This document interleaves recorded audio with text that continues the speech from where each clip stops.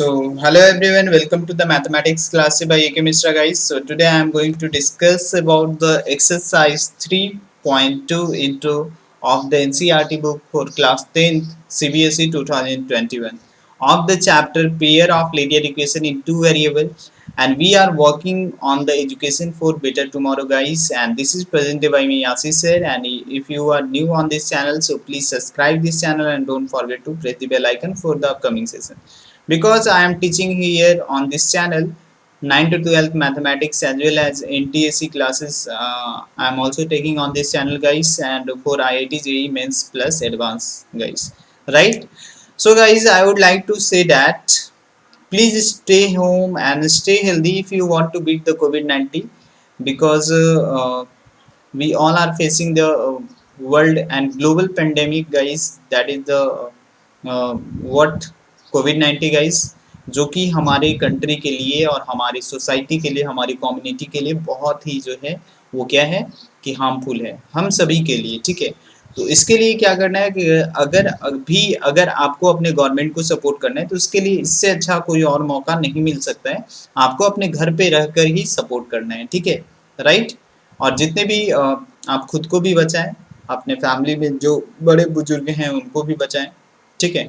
Okay, तो चलिए without wasting your time I am going to start the session guys. In this session this is the very small session guys, ये 10 से 15 से 20 minute का session है। इसमें हम लोग सिर्फ और सिर्फ इंट्रो पढ़ेंगे कि आखिर हम लोगों को जब 3.2 अगर हम लोग क्वेश्चन बनाने जा रहे हैं तो उससे पहले हम लोगों को क्या क्या पता होना चाहिए, राइट। तो ये सारा चीज आज हम लोग डिस्कस करेंगे। तो सबसे पहले बात करेंगे, जैसे पिछले क्लास में हम लोगों ने पढ़ा था गाइस कि अगर तो हमारे पास तीन केस होता है। अगर हम लोग ग्राफ खींचते हैं तो पहला केस तो ये हो गया कि आपका लाइन इंटरसेक्ट करेगा तो सिंगल पॉइंट पे करेगा, क्योंकि जो है दो स्ट्रेट लाइन अपने आप को, तो पहला में क्या हो सकता है कि ये इंटरसेक्ट करे ऐसे, राइट, तो एक सिंगल पॉइंट पे। दूसरा हो सकता है कि दोनों पैरेलल हो, right, like this. Okay guys, 1 minute. आपका पैरेलल होगा मतलब वो इंटरसेक्ट नहीं करेगा, तो पैरेलल में आप इस तरीके से लाइन इसको बनाएंगे, इस टाइप से कि ऐसे जा रहा है, राइट, आप स्ट्रेट लाइन बना लें तो ये आपका पैरेलल हो। तीसरा ये हो सकता है कि दोनों जो है कोइंसाइड करे, कोइंसाइड मतलब एक के ऊपर दूसरा लाइन हो, ठीक है। तो तीन ही केस हम लोगों ने ग्राफ से यहाँ पे पता किया, ठीक है। जैसे कि पिछले वाले जो 3.1 एक्सरसाइज जो पढ़ा था उसमें हम लोगों ने यही देखा कि तीन केस हो सकता है। पहला तो एक केस ये हो सकता है कि इंटरसेक्ट करेगा एक सिंगल पॉइंट पे, दूसरा कि कभी इंटरसेक्ट करेगा ही नहीं, तीसरा जो है वो आपका हर एक पॉइंट पे वो इंटरसेक्ट करेगा। इसका मतलब वो दोनों लाइन एक दूसरे के ऊपर होगा, ठीक है। एक दूसरे के ऊपर होने का मतलब कि मतलब एकदम एग्जैक्ट हर एक पॉइंट पे वो एक दूसरे को इंटरसेक्ट करेगा, ठीक है। ये आपको पता होना चाहिए, राइट। 1 minute students. तो हर एक पॉइंट पे वो क्या करेगा, एक दूसरे को इंटरसेक्ट करेगा। तो कैसे करेगा तो उसको हम लोग थोड़ा सा कोशिश करता हूँ मैं आपको दिखाने का। यहाँ पे ये जो है आपका इस तरीके से लाइन है, राइट, ओके। और अगर आप इसको इंटरसेक्ट करना चाह रहे हैं मतलब इसी टाइप से कोइंसाइड करने का मतलब यही हुआ कि एक के ऊपर दूसरा लाइन है, मतलब हर एक पॉइंट पे ये इसको काट रहा है, ठीक है। थोड़ा सा आप जब स्केल से बनाएंगे तो एक ही के ऊपर एक बना देंगे, ठीक है। तो ये तीन केस होगा। तो यहाँ पे ये है कि जब तीन केस होता है तो उसमें क्या क्या होता है। पहला ये हुआ कि जैसे कि इफ द लाइन में intersect in a single point, in this case we can say that the pair of equation has a unique solution. वहां पे कंसिस्टेंट पेयर होगा, राइट।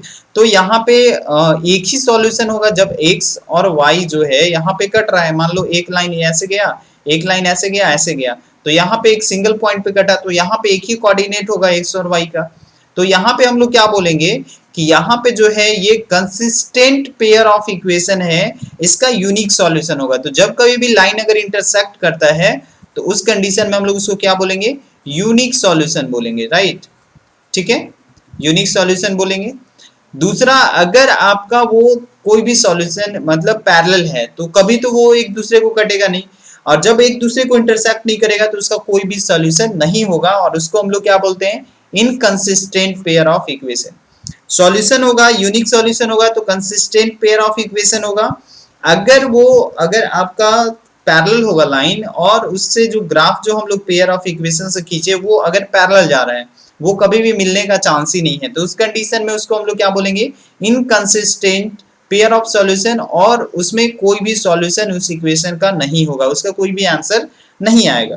तीसरा है कि अगर लाइन कोइंसिडेंट होता है, मतलब एक के ऊपर ही दूसरा लाइन आता है, मतलब हर एक सिंगल पॉइंट पे, हर एक पॉइंट पे वो एक दूसरे को इंटरसेक्ट करता है, इसका मतलब इस केस में हम लोग बोल सकते हैं कि बहुत सारे सॉल्यूशन इसके हो सकते हैं, और ये होता है आपका dependent consistent pair of equation, इसको बोलते हैं, राइट। तीनों अगर पॉइंट समझ में आ गया तो इसको नोट डाउन कर लीजिएगा। अदरवाइज आप हमारे फेसबुक ग्रुप को ज्वाइन कर सकते हैं, वहां पे आपको पीडीएफ जो है क्लासेस की मिल जाएगी, वहां पे आप ज्वाइन कर सकते हैं। दूसरा एक और जो है, आपको जो है नोट का पीडीएफ जो है आपको टेलीग्राम चैनल पे मिल जाएगा, तो सारी चीज पे आपको जो है नोट्स प्रोवाइड करा दिया जाएगा, ठीक है, राइट, ओके। अब यहाँ पे बात करेंगे, जैसे कि एक इक्वेशन का एग्जांपल मैंने लिया है, x minus 2y is equal to 0, और दूसरा जो है 3x plus 4y minus 20 equal to 0। तो ये दोनों का इक्वेशन जो है, अगर आप इससे ग्राफ खींचोगे, तो मैंने ग्राफ बनाया था, तो उसमें मैंने पाया कि लाइन इसका इंटरसेक्ट कर रहा है, ठीक है, ग्राफ आप खुद से भी बना सकते हो। तो यहाँ पे अगर मैं देखूँ तो इसका लाइन जो है वो इंटरसेक्ट कर रहा है, तो इस कंडीशन में हम लोग इसको क्या बोल सकते हैं, हम लोग इसको बोल सकते हैं कि इसका क्या होगा कि यहाँ पे ये यूनिक सॉल्यूशन होगा। जब लाइन इंटरसेक्ट करेगा तो क्या होगा, यूनिक सॉल्यूशन होगा, राइट। लाइन, अब यहाँ पे लाइन जो है वो कोइंसाइड करेगा, क्योंकि दोनों इक्वेशन देखो कि अगर इस इक्वेशन में अगर आप 2 से मल्टीप्लाई कर दो तो ये इक्वेशन सेम आ जाएगा। तो लाइन यहाँ पे दोनों ग्राफ के लिए, दोनों के लिए लाइन का जो ड्रॉ करेंगे वो सेम ही बनेगा। तो यहाँ पे क्या होगा, इसका होगा मेनी सॉल्यूशन होगा, राइट, ये आपका आएगा मेनी सॉल्यूशन। और यहाँ पे देख लो, ये जो है ये दोनों का, यहाँ पे दोनों का अगर आप कंपेयर करो तो यहाँ पे जब आप इसका ग्राफ प्लॉट करोगे तो ग्राफ प्लॉट करने पे दोनों लाइन पैरेलल आएगा, और जब पैरेलल होता है तो इसको हम लोग क्या बोलते हैं, नो सॉल्यूशन बोलते हैं, राइट। ये आपको पता होना चाहिए गाइस, राइट। तो ये 3 एग्जाम्पल से आप इसको समझ सकते हो, ठीक है। आप इसका ग्राफ भी बना सकते हो, ग्राफ जब बनाओगे तो पहले वाले से लाइन इंटरसेक्ट करेगा, दूसरे वाले से लाइन एक ही के ऊपर दूसरा लाइन होगा, तीसरे वाले से लाइन जो है वो आपका पैरेलल जाएगा, ठीक है। अब इसके बाद बात करें तो यहाँ पे एक टेबल है, जिससे मैं यहाँ पे आपको बताने का कोशिश किया हूँ कि किस तरीके से आप इसको चेक कर सकते हैं। एक तो है कि आप ग्राफिकल मेथड से उसको कर सकते हैं, तो ग्राफिकल मेथड से पूरा प्रोसेस करके बताना होगा। अदरवाइज आप डायरेक्टली उसको चेक करके, डायरेक्टली आप इक्वेशन को भी चेक करके आप इसको बता सकते हैं, राइट। अब यहाँ पे पीछे वाला जो इक्वेशन है उससे देख लो इसको, अगर यहाँ पे बोलो कि a1, यहाँ पे इसका कोफिशिएंट होगा, ये होगा b1, और यहाँ पे होगा c1, और यहाँ पे हो गया a1 b1 c1। अगर तुम ये दोनों इक्वेशन को कंपेयर करो, डिवाइड करो, तो क्या मैं इसको लिख सकता हूँ, a1 बाई a2 कितना आ गया, a1 बाई a2 आ गया हमारा 1/3, ओके, और a2 बाई a3 कितना आ गया, a2 बाई, यहाँ पे a2 होगा a2 b2 c2, okay, a2 by b2 कितना होगा, ठीक है।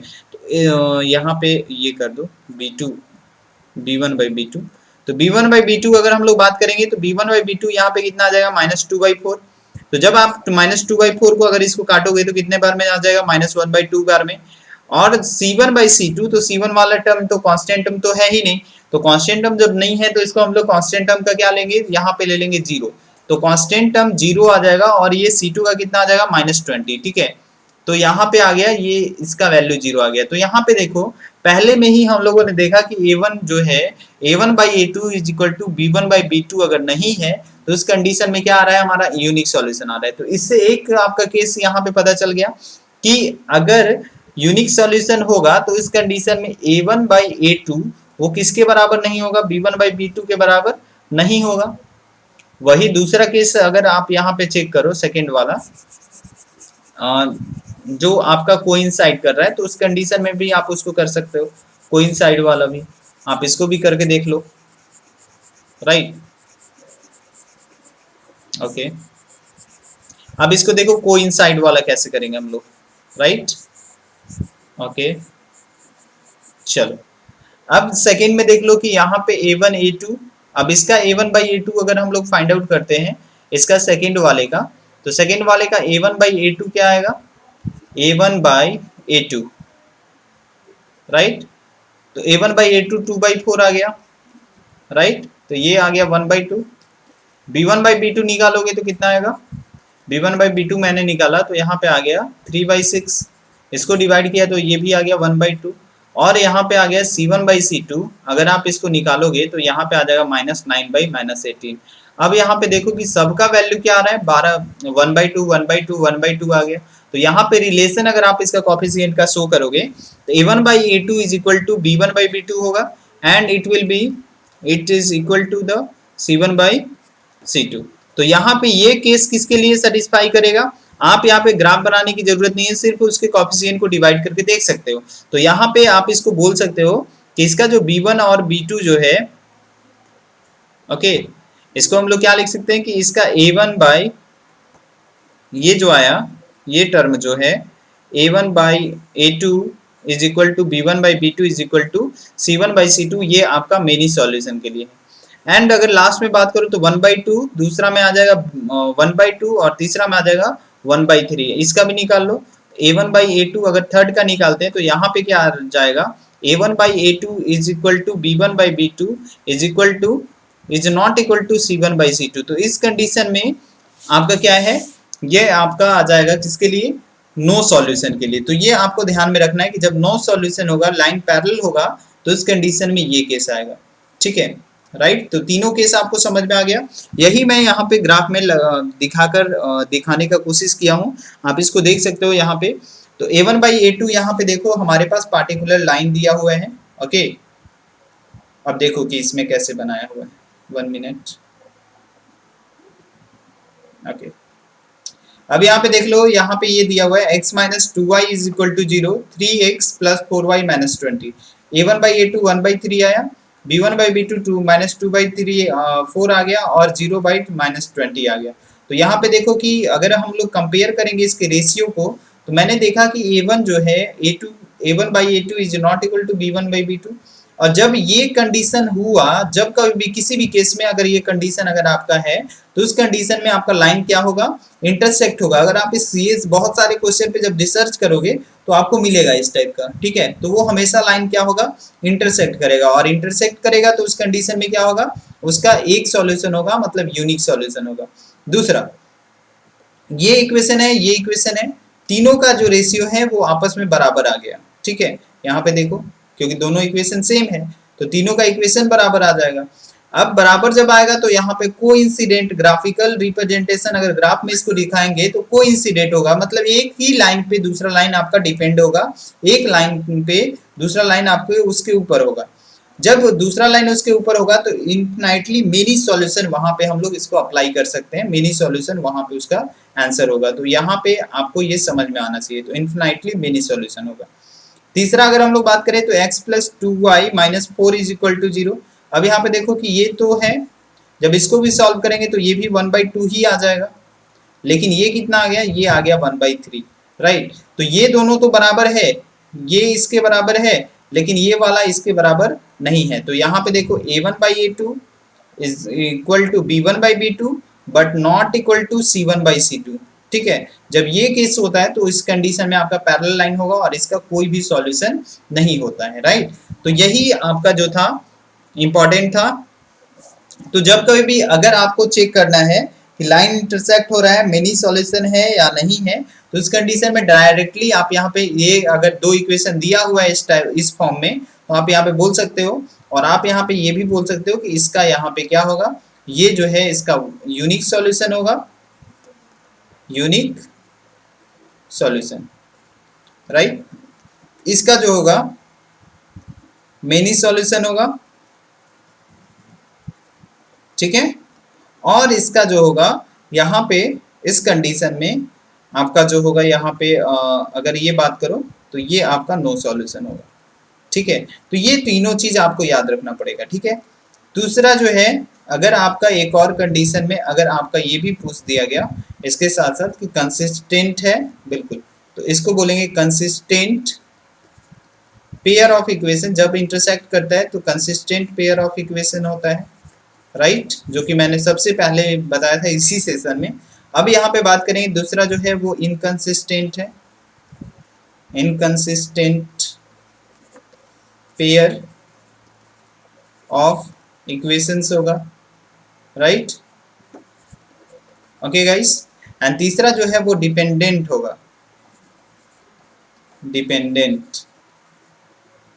ओके, एक एक मिनट गाइस, ये उल्टा हो गया क्योंकि एक्चुअली यहाँ पे क्या है, यहाँ पे मेनी सॉल्यूशन है ना, तो मेनी सॉल्यूशन वाला डिपेंडेंट होता है और नीचे वाला ये जो होगा आपका, ये जो होगा इसका होगा, ठीक है। आप इसको देख लेना क्योंकि मैंने यहाँ पे सोचा कि ये है, तो यहाँ पे आपको क्या आ जाएगा, ये आ जाएगा, ठीक है। तो इनडिपेंडेंट, ये मेनी सॉल्यूशन में ये क्या होगा, डिपेंडेंट वाला होगा क्योंकि वो जो है आपका डिपेंडेंट होगा एक दूसरे पे। और यहाँ पे थर्ड वाले पे क्या होगा, थर्ड वाले पे जो होगा, थर्ड में होगा inconsistent pair of equation, inconsistent